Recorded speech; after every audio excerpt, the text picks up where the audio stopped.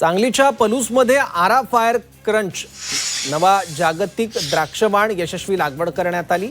आरा fire crunch हा वाण आपल्या गडद लाल आकर्षक रंगासाठी आणि अतिशय कुरकुरीत चवीसाठी ओळखला जातो।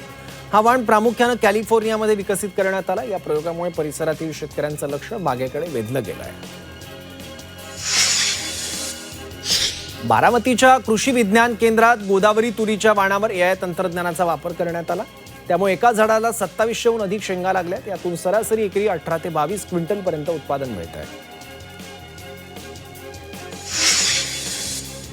पुण्यात हापूस आंबा दाखल झालाय। प्रत्येक पेटीला 15,000चा भाव मिळतोय। कोकणातील विविध भागातून सध्या हापूस आंब्याची आवक सुरू झाली आहे। तसंच केशर आंब्याचीही पहिली आवक सुरू झालेली आहे। नाशिकमध्ये ढगाळ हवामानाचा पिकांना फटका बसतोय। कांद्यावर आधीच रोगांचा प्रादुर्भाव झाला असताना आता गव्हाच्या पिकासह हरभरा भाजीपाला पिकांवर रोगांचा प्रादुर्भाव झालाय। त्यामुळे शेतकरी आर्थिक अडचणीत सापडलाय। वाशिम कृषी उत्पन्न बाजार समितीत हळदीच्या तुलनेत घट झाली आहे। गट्ट हळदीच्या दरात प्रति क्विंटल 1000 रुपयांची तर कांडी हळदीच्या दरात 500 रुपयांची घसरण झाली आहे। या हंगामातील हळद बाजारात येण्यापूर्वी दर घसरल्यामुळे शेतकऱ्यांमध्ये नाराजी आहे।